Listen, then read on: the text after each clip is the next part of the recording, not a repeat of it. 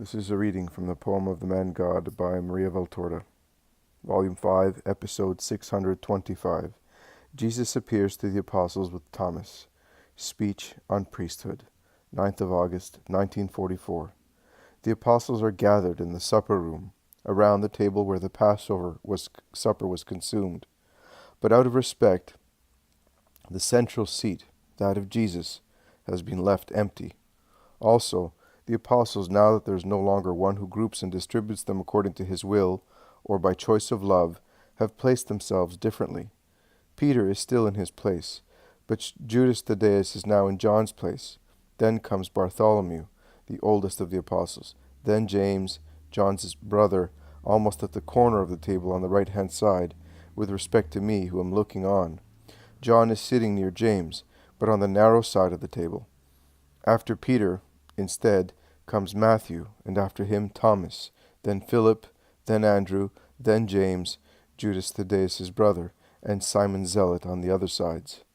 The long side in front of Peter is empty, as the apostles are sitting closer than they were at Passover. The windows are closed and the doors are locked. The lamp, of which only 2 flames are lit, sheds a feeble light only on the table.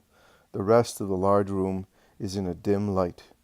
As there is a sideboard behind him, John is entrusted with the task of serving his companions with what they wish of their frugal meal, consisting of fish, which is on the table, bread, honey, and fresh cheese. As he turns again towards the table to give his elder brother the cheese he asked for, John sees the Lord. Jesus has appeared in a very strange manner.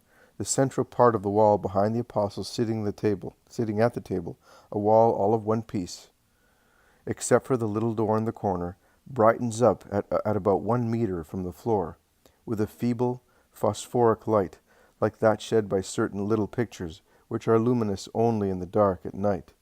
The light, about 2 meters high, is oval, like a niche. From the brilliancy, as if he were advancing behind veils of luminous mist, Jesus emerges with increasing neatness. I do not know whether I've made myself understood. His body seems to flow through the thickness of the wall, which does not open. It remains compact, but the body passes just the same. Light seems to be the first emanation of his body, the announcement of his approach. The body at first consists of soft lines of light, as in heaven. I see the Father and the holy angels, immaterial. Then it becomes more and more material, taking the aspect of a real body in everything, that of his divine, glorified body. It has taken me a long time to describe this, but it happened in a few seconds. Jesus is dressed in white, as when he rose and appeared to his mother. He is most handsome, loving, and smiling. He is standing with his arms along the sides of his body, a little detached from it, but with his hands towards the floor, and the palms towards the apostles. The 2 wounds of his hands are like 2 diamond stars, from which 2 very bright beams issue. I do not see his feet, covered by his tunic, or his chest, but from the fabric of his garment, which is not an earthly one, light emanates where the divine wounds are concealed. At the beginning, Jesus seems to be nothing but a body of lunar whiteness. Later, when it materializes, appearing outside the halo of light, his hair, eyes, skin have their natural colors. In short, it is Jesus, man God, but looking more solemn now that he has risen. John sees him when he's already like that. Nobody else had become aware of the apparition. John jumps to his feet, dropping the plate of the little round, whole cheeses on the table, and laying his hands on the edge of the table. He bends a little towards it sideways, as if he were attracted by a magnet. In a low, subdued voice he utters an intensely expressive, "Oh!" The others, who had raised their heads from their plates at the noisy fall of the plate of the cheese, and at John's start, and had looked at him with astonishment when they see his ecstatic posture, look in the same direction as he is looking. They turn their heads, or they turn around, according to their position with respect to the Master, and they see Jesus. They all stand up, deeply moved and happy, and they rush towards him, as he, smiling more brightly, advances towards them, walking now on the floor like all mortals. Jesus, who previously looked fixedly only at John, and I think that the latter turned round because he felt attracted by that glance that caressed him, looks at them all and says, "Peace to you." They are all now around him, some on their knees at his feet, and among these there is Peter with John, and John even kisses the hem of his tunic and presses it to his face, as he wished to be caressed by it. Some farther back, standing, but stooping in a respectful attitude. Peter, to arrive quicker, jumps over the seat without waiting for Matthew to come out first and make room for him. It must be borne in mind that the couch seats served for 2 persons at a time. The only one who has remained a little farther away, somewhat embarrassed, is Thomas. He is on his knees near the table, but he dare not come forward. On the contrary, he seems to be trying to hide behind the corner of the table. Jesus, while stretching out his hands to be kissed, the apostles seek them with holy, loving eagerness, looks round at the lowered heads, as if he were looking for the 11th. He has actually seen him from the very beginning, and he is behaving so only to give Thomas time to pluck up courage and come forward. When he sees that the incredulous apostle dare not do so, ashamed as he is of his lack of faith, he calls him, "Thomas, come here." Thomas raises his head, embarrassed, almost in tears, but he dare not go. He lowers his head again. Jesus takes a few steps towards him and repeats, "Come here, Thomas." Jesus' voice is more authoritative than the first time. Thomas stands up reluctantly, abashed, and goes towards Jesus. "Here is the man who does not believe unless he sees," exclaims Jesus, but in his voice there is the smile of forgiveness. Thomas feels that. He dares to look at Jesus, and he sees that he is really smiling, so he musters up courage and walks faster. "Come here, quite close to me. Look. Put your finger, if it is not sufficient for you to look into the wounds of your master." Jesus has stretched his hands out. Then he has opened his tunic on his chest, uncovering the gash on his side. No light emanates now from the wounds. It no longer emanates since he began to walk like a mortal man, when he came out of the halo of lunar light, and the wounds now appear in their bloody reality. 2 irregular holes, the left one of which extends as far as the thumb, and they pierce a wrist and a palm at its base, and a long gash which in the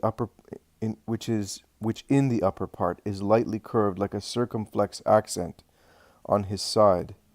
Thomas trembles, looks, but does not touch. He moves his lips, but is not able to speak clearly. "Give me your hand, Thomas," says Jesus so kindly, and with his right hand he takes the right one of the apostle. He grasps his forefinger and takes it towards the hole of his left hand. He thrusts it well into it to make him feel that his palm has been pierced, and then from his hand he takes it to his side. Now he grasps the forefingers of Thomas at their base, at the metacarpus, and puts those 4 big fingers in the gash of his side, making them go in deeply, not limiting himself to leaning them against its edge, and he holds them there, looking fixedly at Thomas.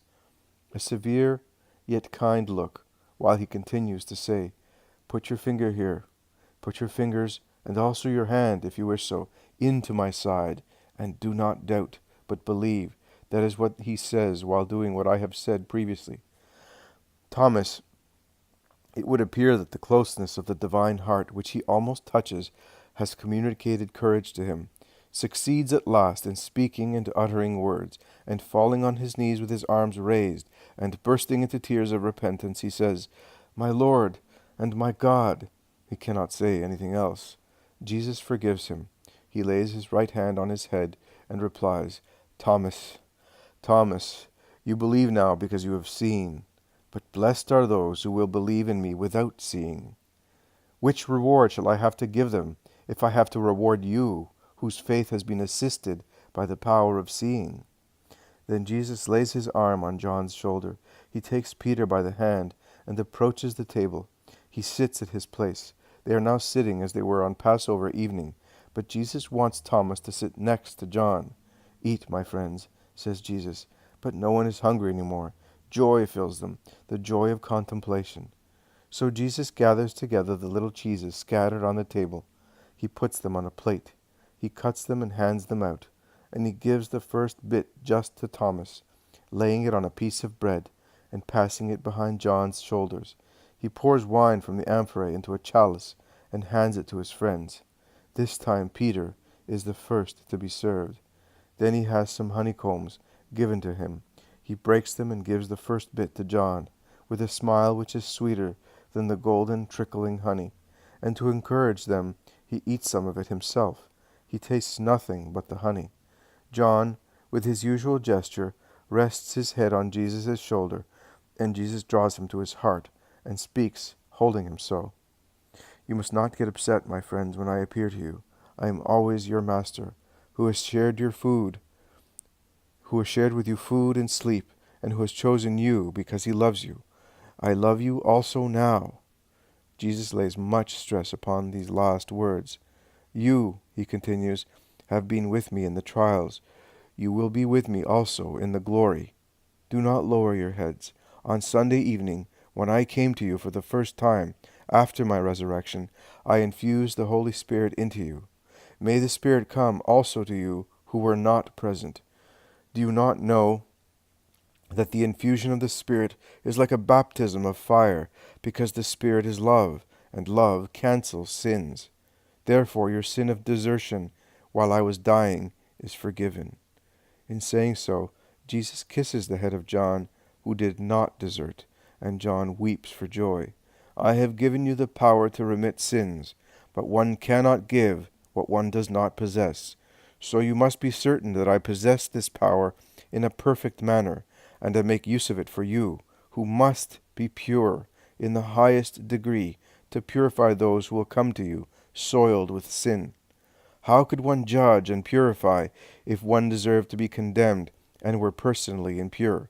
How could a man judge another man if he had planks in his own eyes and infernal weights in his heart? How could he say, I absolve you in the name of God, if, because of his own sins, he did not have God with him? My friends, consider your dignity of priests. Before I was among men to judge and to forgive. Now I am going to the Father. I am going back to my kingdom. The faculty to judge is not taken off me. On the contrary, it is entirely in my hands, because the Father has entrusted it to me. But it is a terrible judgment, because it will take place when it is no longer possible for man to obtain forgiveness through years of expiation on the earth. Each human being will come to me with his spirit when, through material death, he leaves his body as useless mortal remains, and I will judge him for the first time. Then mankind will come again clothed with its flesh, resumed by divine order, to be separated into two parts. The lambs with the shepherd, the wild billy goats with their torturer. How many men would there be who would be with their shepherd, if after the baptismal bath they did not have who can forgive them in my name? That is why I create priests, to save those who had been saved by my blood. My blood saves, but men continue to fall into death, to fall again into death. It is necessary for them to be continually washed in it, 70 and 70 times 7, by those who have the authority to do so that they may not be a prey to death. You and your successors will do that. That is why I absolve you of all your sins, because you need to see, and sin blinds one, because it deprives the spirit of the light, which is God, because you need to understand, and sin makes one dull, because it deprives the spirit of the intelligence, which is God, because it is your ministry to purify, and sin sullies, because it deprives the spirit of the purity, which is God. Great is your ministry of judging and absolving in my name. When you consecrate the bread and wine for you, and make them my body and my blood, you will do a great, supernaturally great and sublime thing. In order to accomplish it worthily, you must be pure, because you will touch him who is the pure one, and you will nourish yourselves with the flesh of a God. You must be pure in your hearts, minds, limbs, and tongues, because with your hearts you must love the Eucharist, and no profane love is to be mixed with this celestial love, as that would be a sacrilege.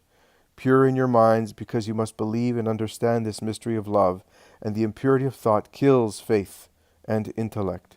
The science of the world remains, but the wisdom of God dies in you. You must be pure in your limbs, because the word will descend in your bosoms, as it descended into Mary's womb by a deed of the love. You have the living example of how a bosom, which receives the Word incarnate, must be. The example is the woman who, without original sin, and without personal sin, bore me. Look how pure is the summit of the Hermon, still enveloped in the veil of winter snow. From the Mount of Olives it looks like a lot of lilies, stripped of their petals, or like sea foam that rises like an offering against other whiteness of the clouds, blown by the April wind along the blue fields of the sky.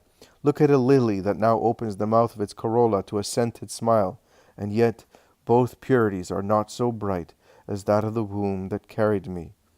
Dust blown by the winds has fallen on the snow of the mountain, and on the silk of the flower.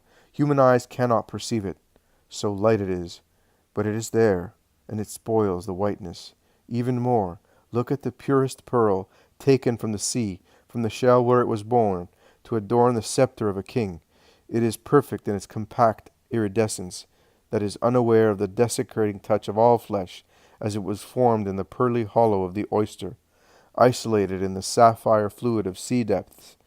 And yet it is not so pure as the womb that bore me. In its center there is a grain of sand, a very minute corpuscle, but still an earthly one. In her who is the pearl of the sea there is no grain of sin, not even of incentive to sin. The pearl born in the ocean of the Trinity to bring the second person of the earth.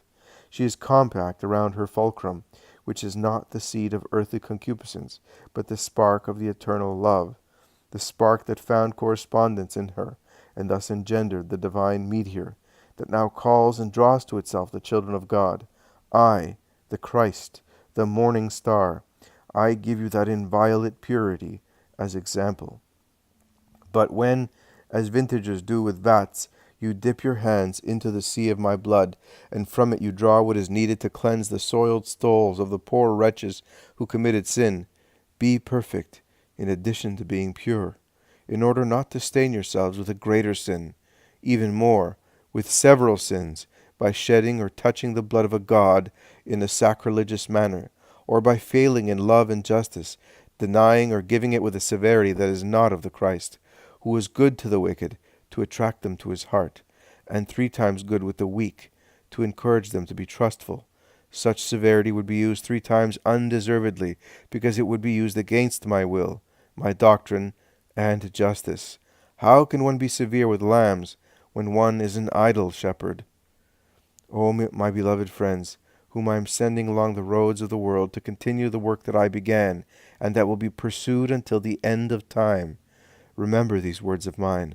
I am telling you them so that you may repeat them to those whom you will consecrate to the ministry to which I have consecrated you. I look at future ages. Time and the infinite crowds of men that will exist are all in front of me.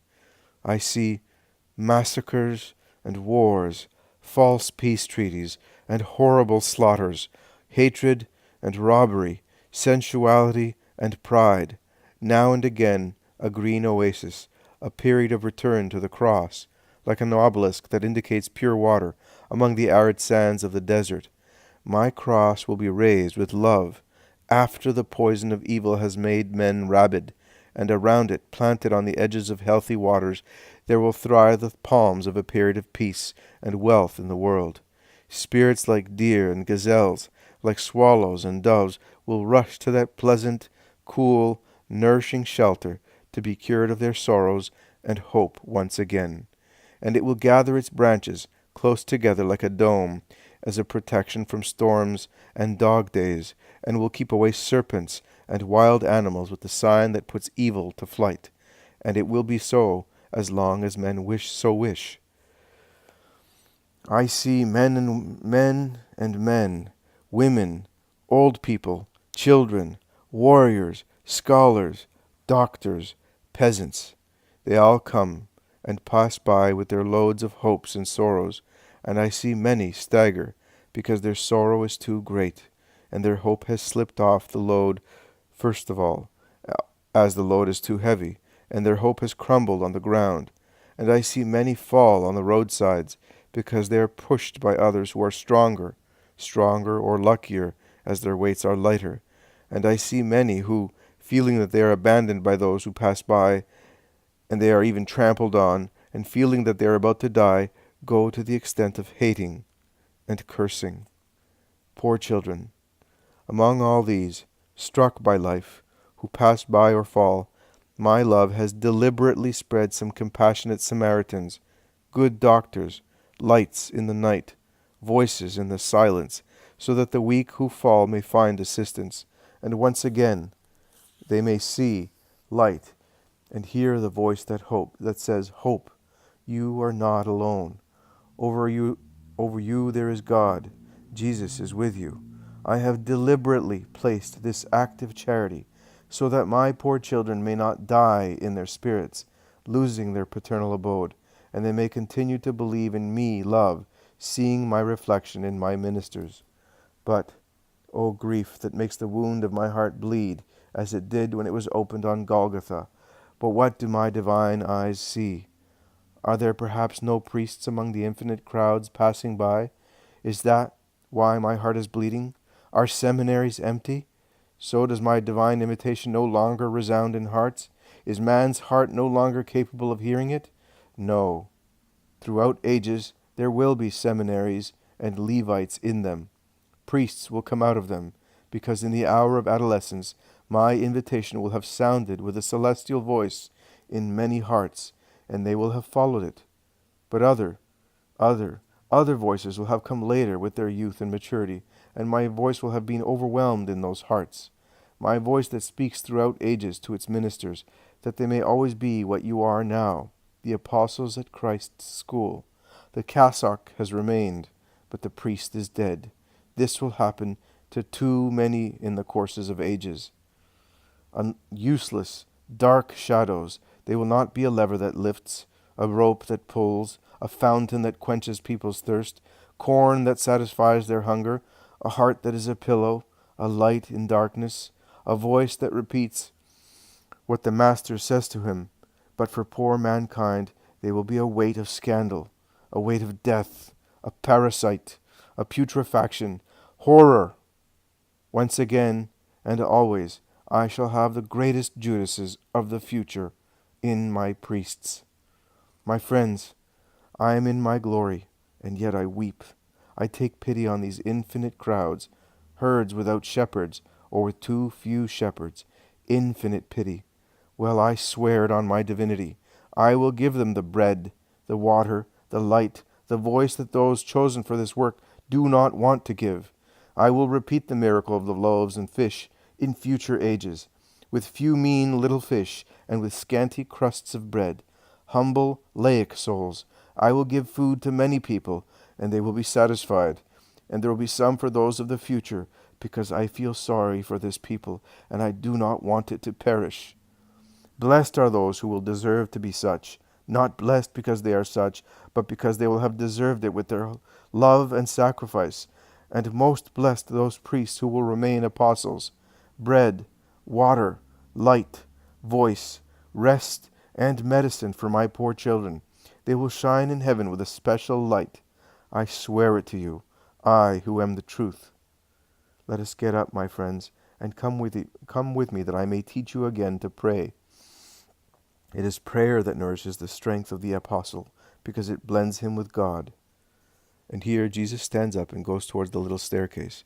But when he's at its bottom, he turns around and looks at me. Oh, Father, he looks at me. He thinks of me. He looks for his little voice, and the joy of being with his friends does not make him forget me. He looks at me over the heads of the disciples and smiles at me. He raises his hand, blessing me, and he says, "Peace be with you." And the vision ends.